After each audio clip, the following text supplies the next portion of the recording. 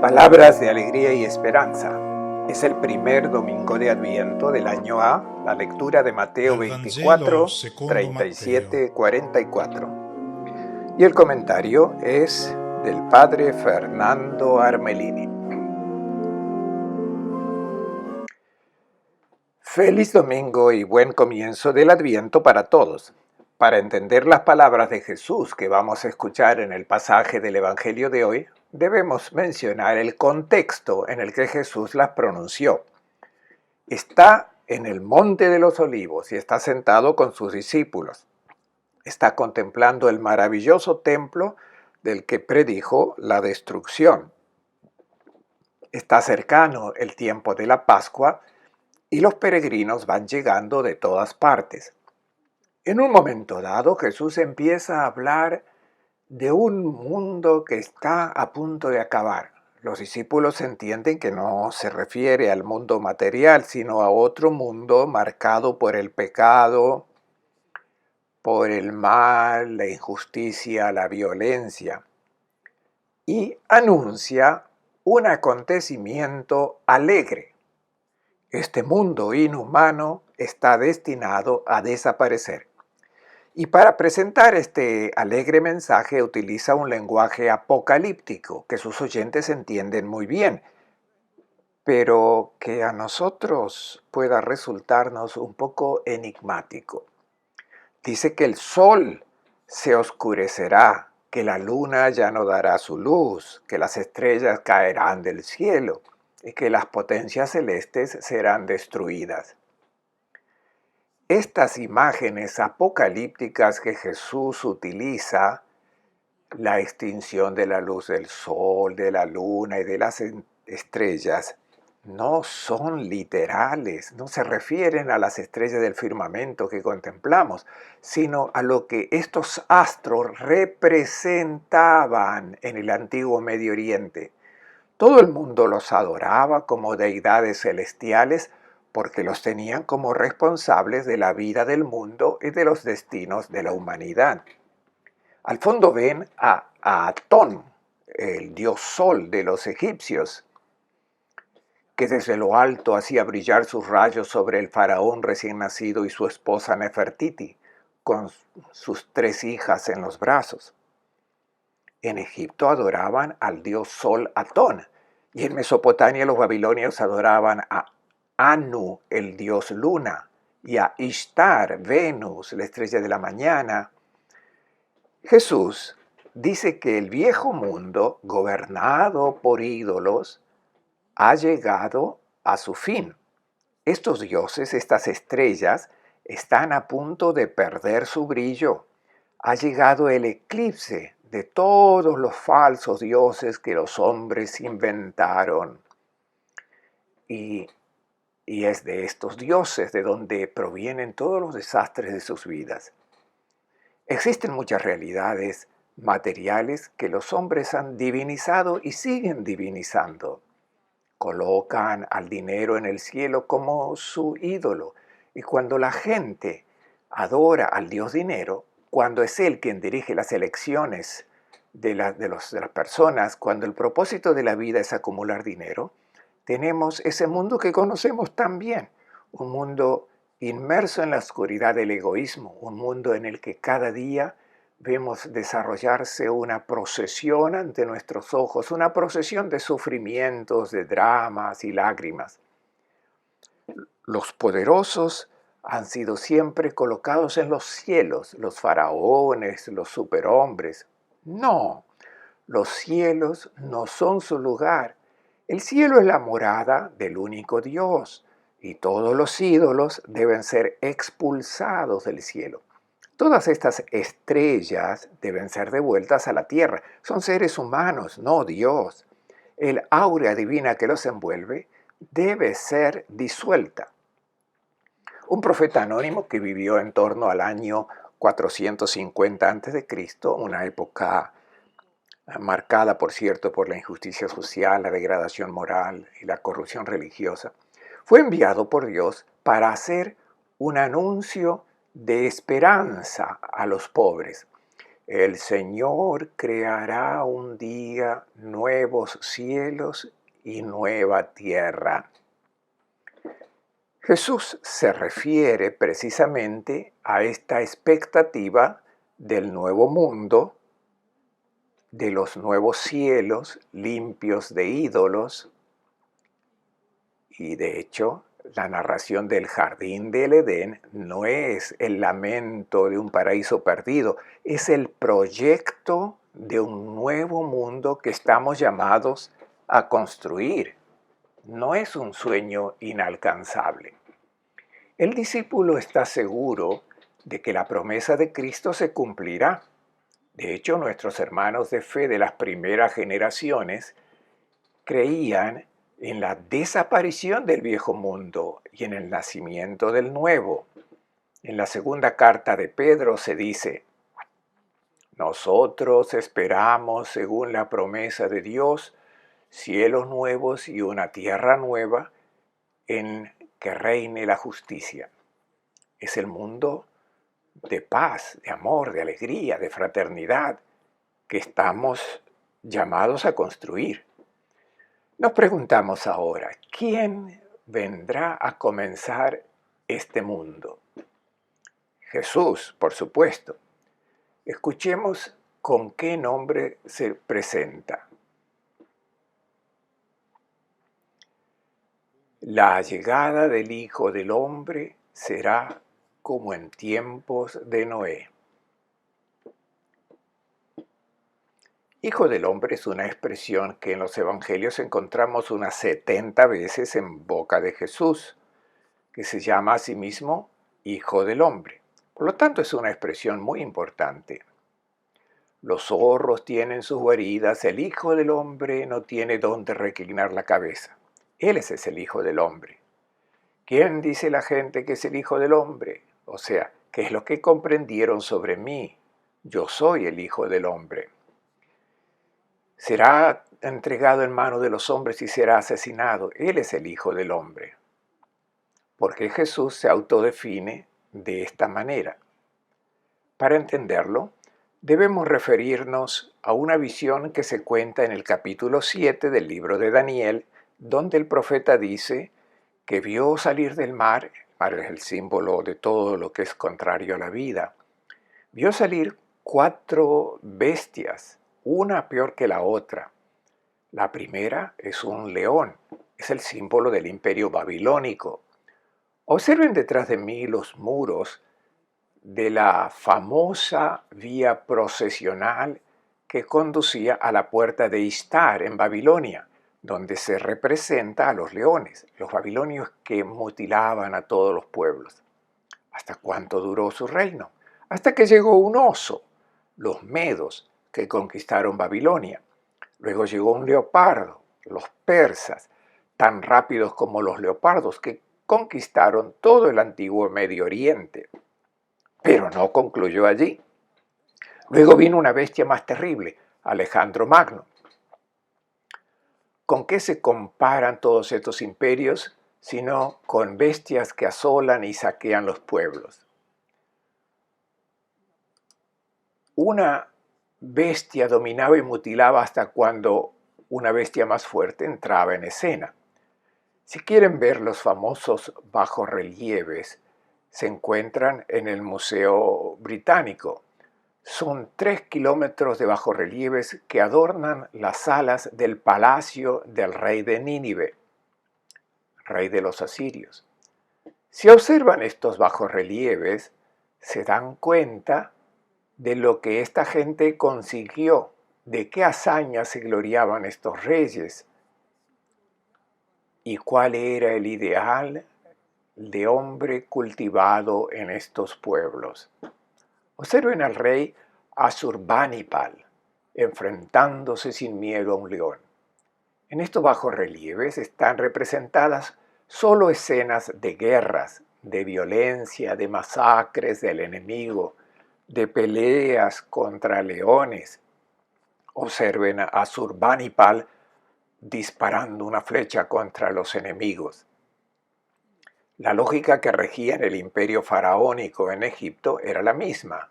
Ramsés II, que abate enemigos, aplasta la cabeza de un enemigo y golpea a otro.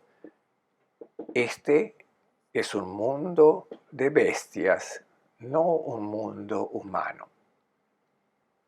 De hecho, en la visión del profeta Daniel, después de las bestias, entra en escena un anciano envuelto en una túnica blanca, símbolo de la luz de Dios. Representa a Dios.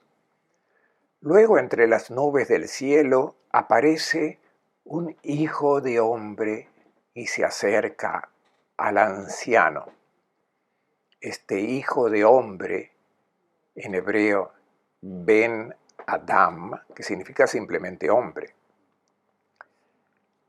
Es decir, que después de todas las bestias que aparecieron en el mundo, de estos imperios que regían a la humanidad, basándose en la violencia, la fuerza y la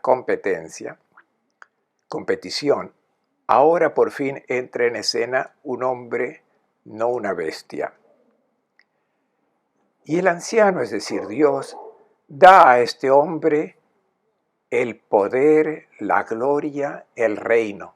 Y dice que todos los pueblos estarán sometidos a él y su reino nunca será destruido. Mientras que antes a una bestia sucedía otra, ahora inicia un reino verdaderamente humano que durará para siempre.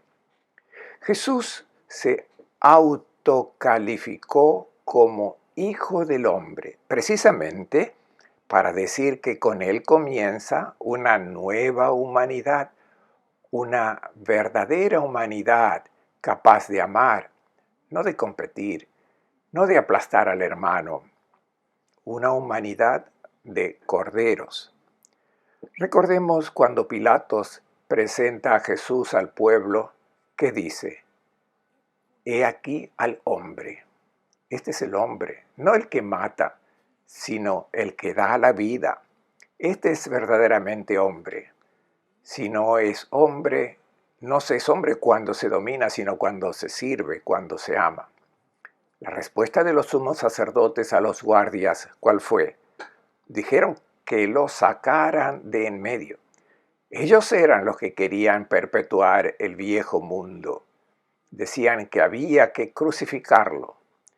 Las bestias no pueden soportar al hombre, es demasiado diferente a ellos. Sus contrarios se molestaron por su presencia y por eso lo atacaron. Jesús fue rechazado precisamente porque era el Hijo del Hombre, es decir, porque era un hombre de verdad. Naturalmente, todos los que querían ser hombres como él no tendrán una suerte diferente. Y Jesús dijo que si han perseguido al Hijo del Hombre, también los perseguirán a ustedes si son realmente hombres.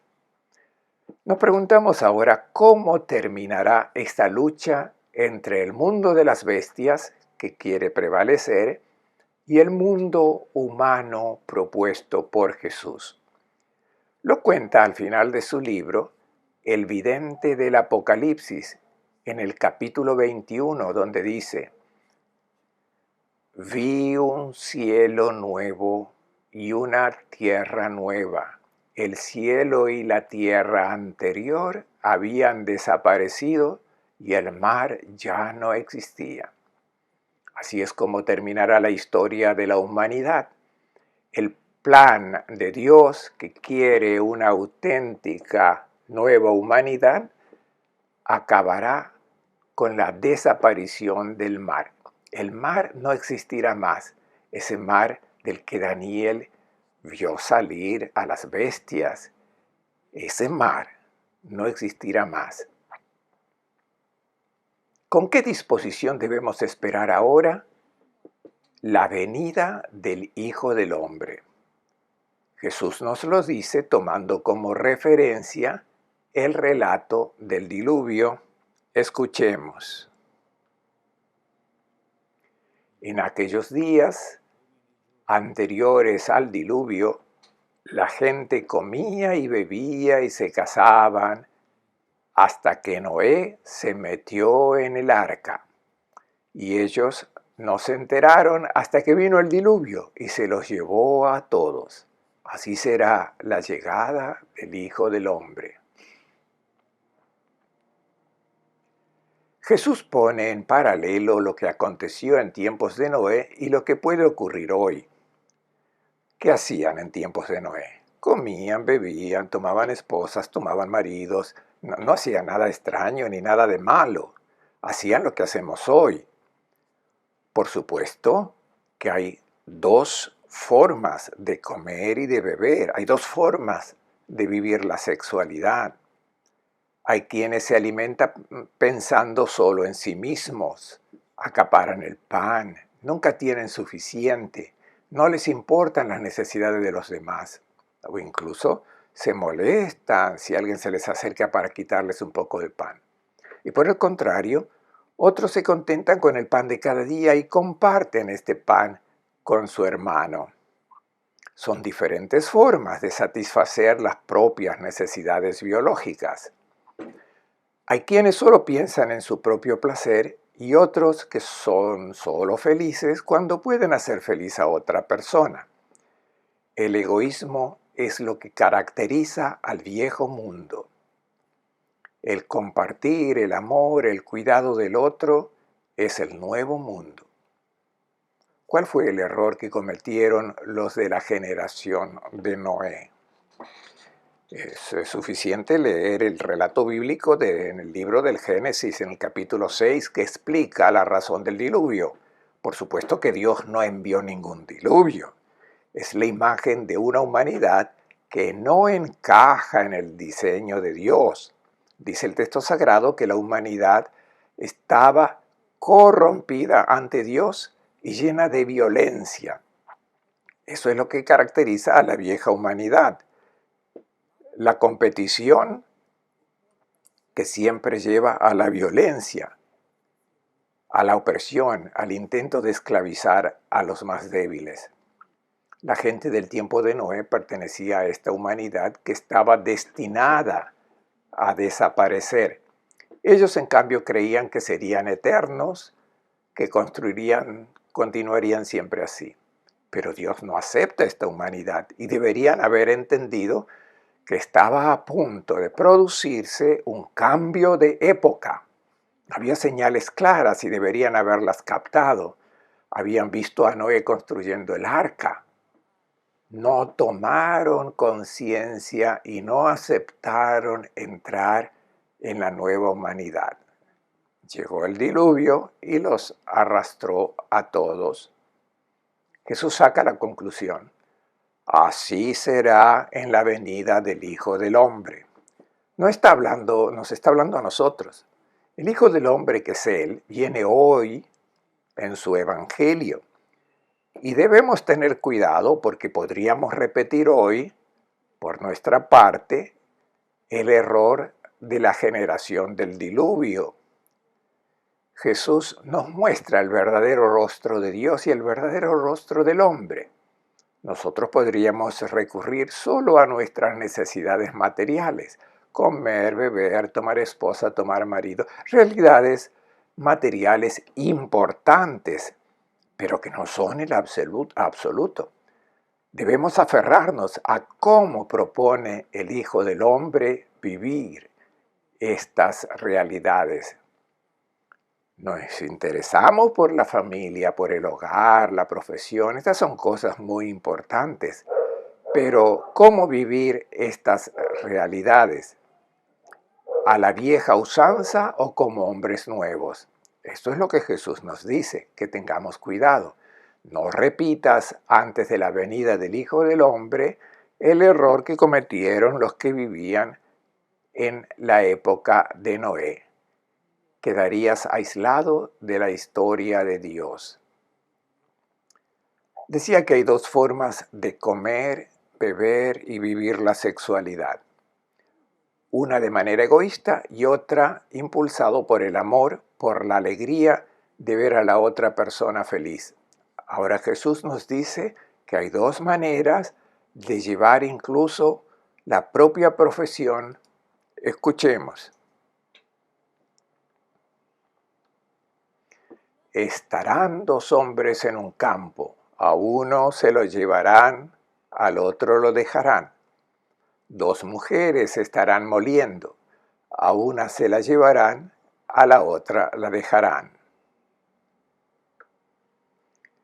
Jesús da dos ejemplos para mostrar que hay dos formas diferentes de llevar a cabo la profesión.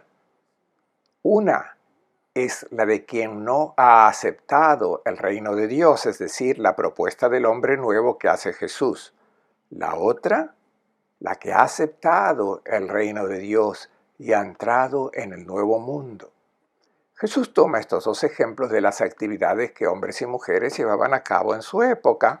Los hombres salían a trabajar en los campos y las mujeres se quedaban en casa, molían el grano, preparaban la harina y hacían pan. El primer ejemplo que da es el de la profesión de los hombres.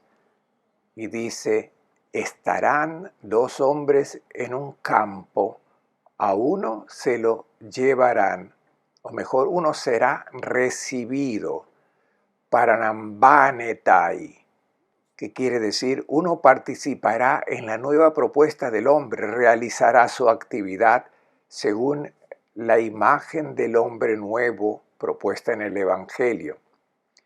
Al otro lo dejarán, afietai, se perderá. Cuando el Evangelio entra en la vida de una persona, ya no hace el trabajo como antes, lo hace de una manera diferente. Tiene diferentes objetivos. Tomemos algunos ejemplos para entender bien. Cuando se presentaron al Bautista los publicanos, los que cobraban los impuestos, esas personas que eran siempre mal vistas, el Bautista no dijo que tuvieran que dejar de recaudar impuestos. Era un servicio que debían hacer, pero se podía hacer de dos maneras. Una, pensando en aprovechar la posición para robar,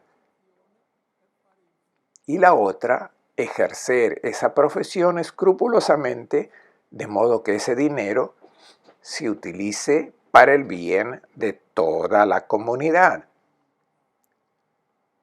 Y también se dirigen al Bautista los soldados y le preguntan qué debemos hacer. El Bautista no dice que tiren las armas, que dejen su profesión. Es necesario mantener el orden en la sociedad, pero esta profesión se puede hacer de dos maneras diferentes. Una es la de aquellos que se aprovechan de su fuerza para intimidar y cometer abusos.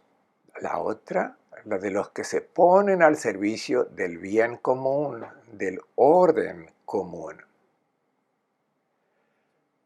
Veamos ahora otro ejemplo, como hacía Jesús, tomado de la vida cotidiana. En un edificio hay dos porteros, digamos. El primero oye el timbre de alguien que llama a la puerta, mira el monitor y ve que hay una anciana que entra y está turbada, no sabe dónde ir. Inmediatamente el portero sale de la portería y va a su encuentro de forma muy educada y afable, la saluda, sonríe y luego la ayuda a subir los escalones, la acompaña al ascensor y hace algunas bromas porque se da cuenta de que está triste. Realiza su profesión como un servicio que hace felices a las personas que lo necesitan. Luego llega su colega para relevarlo. Está bastante deprimido, es lunes, tiene el periódico deportivo bajo el brazo y su equipo favorito de fútbol perdió el día anterior.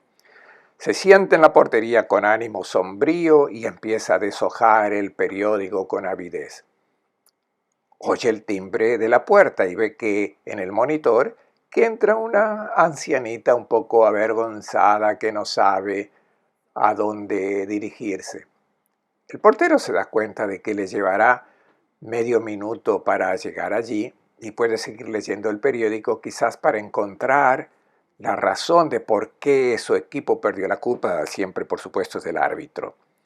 Y llega la anciana, la deja hablar, pero no aparta la vista del periódico, no se preocupa por la anciana hasta que finalmente le dice, allí está el ascensor, y, y sigue leyendo. O sea, hay dos formas de hacer una actividad. Una es la de quien ha entrado en el nuevo mundo y por eso la lleva a cabo según la propuesta hecha por Cristo. La otra es la del que solo piensa en su propio interés. Dos mujeres estarán moliendo, a una se la llevarán y a la otra la dejarán. Tomemos un ejemplo de preparación de los alimentos. Estamos en un restaurante por el que pasan muchos extranjeros que vienen a visitar la ciudad. Estos turistas, esas personas vendrán quizás solo una vez y luego no se las volverá a ver. Así que también me puedo aprovechar y poner algunas sobras porque lo importante para mí es ganar. Esa es la forma vieja. La nueva forma es la de alguien que se convirtió en persona nueva habiendo aceptado la propuesta de Jesús de Nazaret. Prepara bien todo, con mucho cuidado. Aunque no vuelva a ver esas personas, le importa que se vayan contentos. Son dos formas de realizar la profesión. Podemos revisar todas nuestras profesiones, ya que siempre se pueden cumplir, se pueden realizar de dos maneras diferentes. La amabilidad, la sonrisa, la sensibilidad y la preocupación por el otro, la afabilidad, no forman parte del contrato de trabajo. Pero quien elige actuar bien es aceptado y pasa a formar parte del mundo de Dios, del reino de Dios. Se suma a los que tienen como objetivo de su actividad la atención a la necesidad de su hermano. El otro es dejado atrás.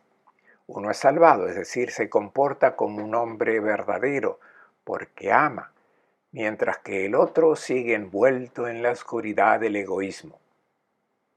En el arca de Noé no entraron todos, sino que fueron pocos. No es de extrañar que incluso en el reino de Dios no entren todos y que muchos se queden fuera. Han escuchado las bienaventuranzas de Jesús, pero prefieren las de este mundo. No son aceptados. La alternativa entre estas dos opciones es muy seria, porque la alternativa es entre ser hombre, ser persona o no serlo. Y ahora la recomendación de estar atentos. Uno podría distraerse y no notar la llegada del Hijo del Hombre que viene a recibirte en el mundo nuevo. Escuchemos. Por tanto, estén prevenidos, porque no saben el día que llegue su Señor. Ustedes ya saben que si el dueño de casa supiera a qué hora de la noche va a llegar el ladrón, estaría vigilando y no permitiría que asalten su casa. Por tanto, estén preparados, porque el Hijo del Hombre llegará cuando menos lo esperen. No te duermas, dice Jesús, mantente siempre despierto, porque no sabes en qué día viene tu Señor. Desgraciadamente muchas traducciones ponen el verbo en tiempo futuro. No saben en qué día vendrá el Señor. Y así nació la catequesis que agitaba como un espantapájaros la venida del Señor, o sea, como el momento del juicio final de la vida. Esta catequesis es perjudicial porque ese encuentro con el Señor, que debería haber sido deseado durante toda la vida, fue en cambio temido. El Señor viene hoy, con su evangelio.